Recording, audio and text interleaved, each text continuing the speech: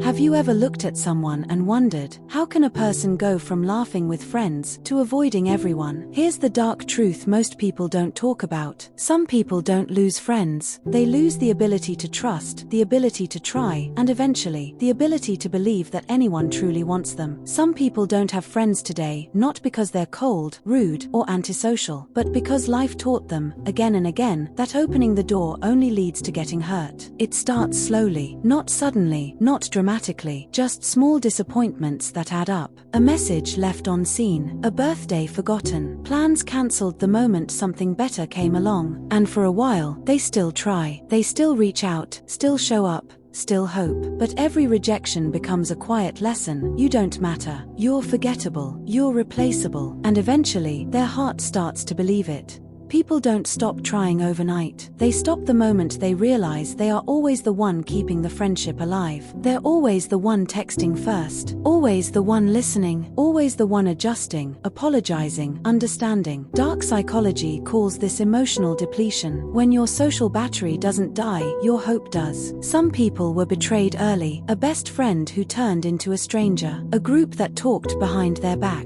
a family that mocked their feelings instead of supporting them. So now, every new person feels dangerous, not because they expect the worst, but because the worst is what they remember most clearly. They've been burned so many times that silence feels safer than connection. On the outside, they look fine. They laugh. They work. They move through life like nothing is missing. And when you ask them if they're lonely, they say, "Nah, I like being alone." But the truth, that's a mask, a shield, a self-defense system learned from too many disappointments. Dark psychology calls this protective withdrawal. You stop chasing relationships because you're tired of being the only one who cares. They used to want friends badly. They used to crave connection, long conversations, late-night talks, someone who actually gets them. But every time they opened up, people left. Every time they trusted, someone broke it. Every time they cared, someone used it. So now, they stay quiet, they stay distant, they stay in their own world, because that world is predictable, safe, pain-free, not happy, but safe. They're not cold, they're not heartless, they're not antisocial, they're tired. Tired of being misunderstood, tired of being replaced, tired of being the friend who cares too much for people who care too little. They don't push people away because they hate connection. They push people away because they can't survive another wound. People think they don't want friends, but that's not true. They want someone who stays, someone who listens, someone who shows up,